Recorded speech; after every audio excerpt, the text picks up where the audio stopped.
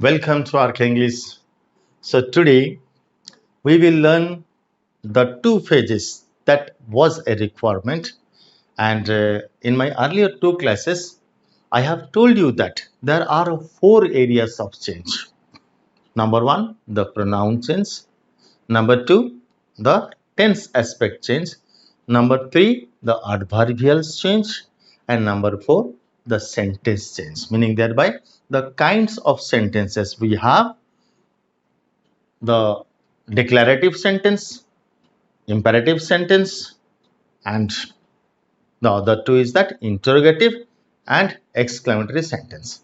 So these four sentences are converting to statements in indirect narration, right? So we will learn these two phases here. First of all, the adverbial time, adverbial phrase or adverb phrase of time. So here, this is the direct narration part, the time adverbs presented here in the direct narration, and this is indirect narration. You see, they almost change to the distant past. You see, here becomes there, today becomes that day, tonight becomes that night, last night becomes the previous night or the night before. You should remember this. Tomorrow, next day, the day after tomorrow, 2 days after. Yesterday, the previous day, and or the day before. Now becomes then. Thus is a confusing term rather. Thus becomes in that way.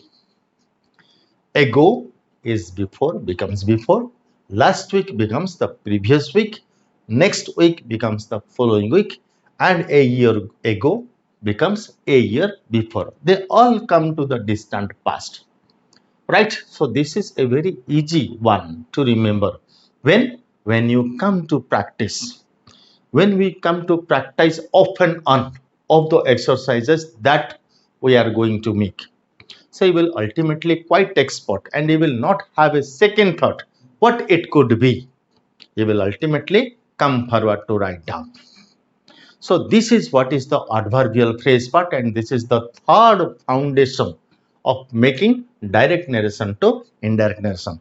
The first one is the pronoun change part, whereby I told you that the first person in the reported speech comes to the subject of the reporting verb, and the second person of the reported speech comes to the object of the reporting part, and the third person doesn't have any change. And if there is double third person both in the reporting verb part and reporting speech part, they become the later becomes the person or the man, right? So this is the briefing part I am telling you, and off and on I have been telling this. So because you will have to go through this is direct indirect narration is a series, right? So every day if you go for 15 minutes to watch, so ultimately you could become very expert, and you will learn that how they could become, how narration, how comprehension, how the competitive exams could become so easy for you to go forward. The first part, it is a skill, either be it mathematics, be it science, or be it English. You will have to be focused on them because they are a skill part, and the skill part can be learned through off and on.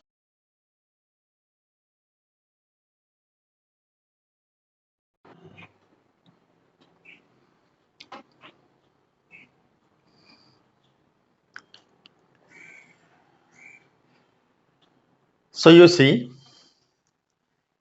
these four sentences I have written, and the first two sentences are declarative and the second two sentences are imperative. You see, first of all, we see that how these declarative sentences are formed and how they will be represented in indirect narration.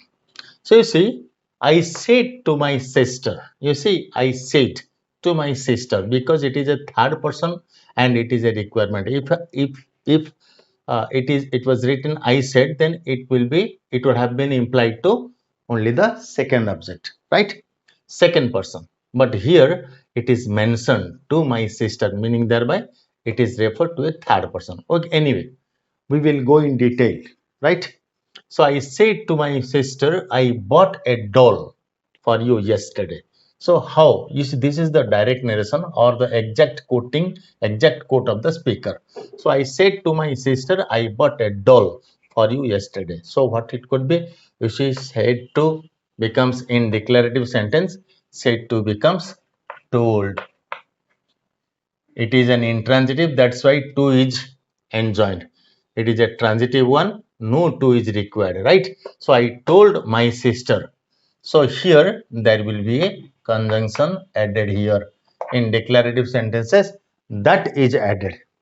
So you see, I said to my sister that. So this is simple past. So I have told you in my tense change in my earlier video, I have told you that simple past becomes past perfect. So क्या होगा? Had bought, right? V plus have plus V3 past re had plus V3 by but.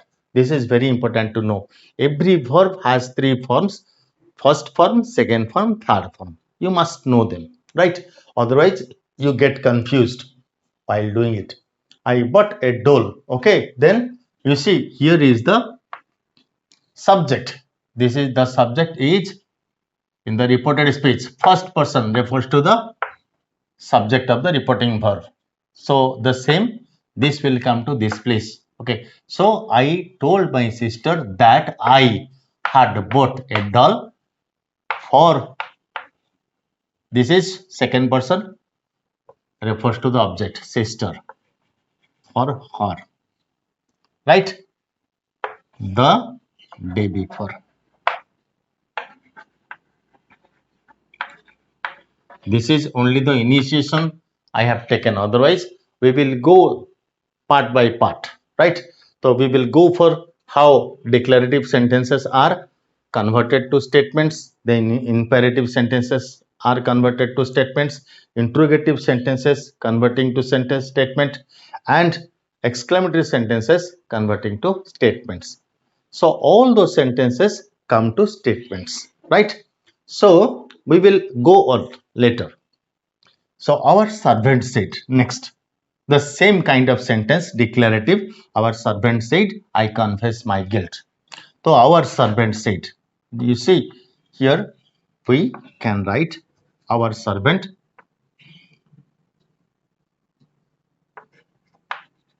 said that in the modern English. So in the traditional or structural part, we can transform that to told, but there should be a transitive verb, or a transitive verb is a requirement. If you write told, it is not necessary. That's why we can write our servant said that he, I becomes he, right? First person refers to the subject. Subject is our servant. He confessed. Simple present becomes simple past. Confessed. His, my possessive. His be third person his guilt. My is first person possessive, so it will go to third person possessive, right? So next, bring me. This is imperative. Imperative sentences are when we make a request, right? When you make a request or order entreaty like that, right? So bring me a glass of water. All right. The manager said. You see, from the relationship you can judge what sort of verb is to be fixed. You will fix. So manager said. So here the manager ordered. This is an order. Ordered. So this is a bare verb and it should be converted to infinitive, to bring. Me becomes him. A glass of water. Okay, you can write down here. So the answer is the manager ordered whom? Ordered the peon or office assistant to bring him a glass of water. Okay. Then he said, "Come in, please." You see, this is the writing part. You should be quite careful because we are not very much textual these days, right? So either you can write, "Please come in," right, where the punctuation mark is not required. But if you write first sentence, then a request word, then you should write, "Come in, please." Okay, now it is a request. So he requested whom? Me. Third person refers to first person, right? So always imply to the object is here first person. He requested me to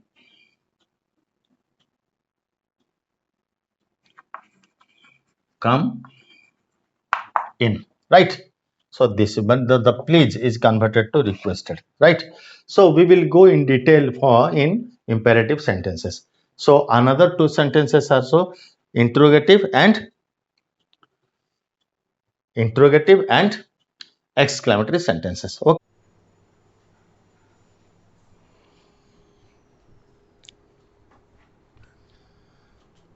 So now we will see, this is the interrogative part, how this kind of sentence while converting, how will its face.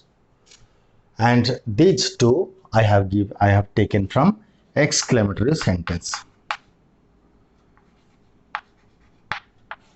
and this is interrogative.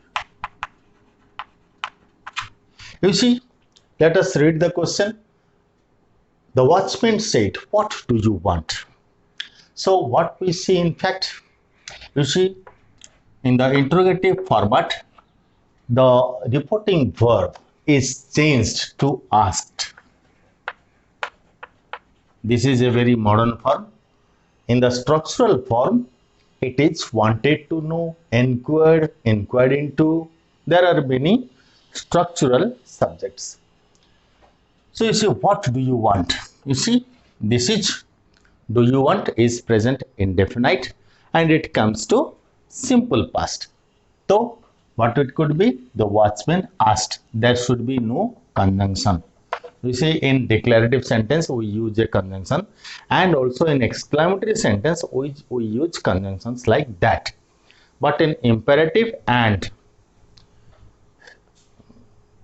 the imperative and interrogatives, there is no conjunction used. So you do not use a conjunction here. Then what do you want? Right? What he wanted. You see, this is simple present and this is simple past, and there should be a full stop. Why? Because we have made it a statement. Right from the interrogative, we have made it a statement. Next sentence you come. This is from exclamatory one. Right? Hooray! You see, hooray, alas, oof. These are the sudden feeling of a man.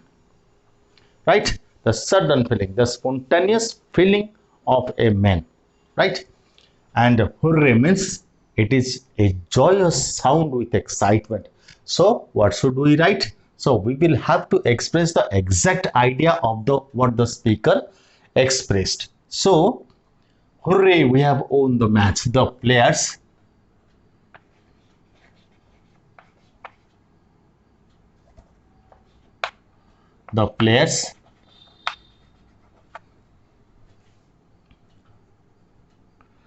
shouted. This is the reporting verb. In the advanced grammar, you will not find almost the reporting verb. You will have to make it done with yourself. So you will have to enjoy a reporting verb part. So hooray, we have won the match. The players shouted. So what could be its answer? The players shouted.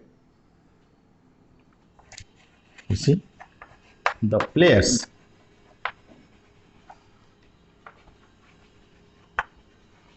shouted or exclaimed with excitement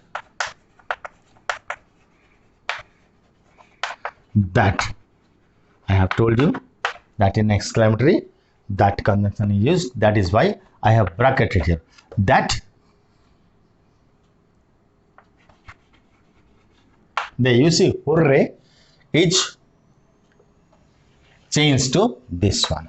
This is the feeling of, this is a sudden feeling of some people. They, you see, they have won. We, the first person changes to they. They have won, present perfect comes to past perfect. They have won the match. You see, I am actually, I am not going in detail, right? So whenever we start practicing individual sessions, meaning thereby today we shall start indicative sentences or say declarative sentence. I will also narrate what are the forms of declarative. They are assertive, they are affirmative, right? There are many. So in imperative also there are operative sentences. How could you define an operative sentence? They will only be done in the separate classes. I am only just giving you some instructions, some example of how the sentences are changed to statements, right? My aim is that. So have on becomes had on. I will give you in detail in the concerned classes. So you see, next, never have I seen such a sight, right? This is also an exclamatory sentence. So see expressed with surprise.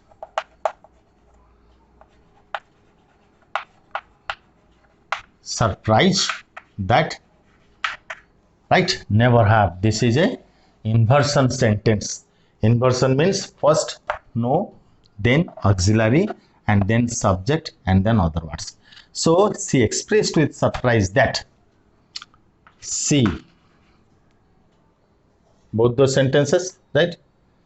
Right?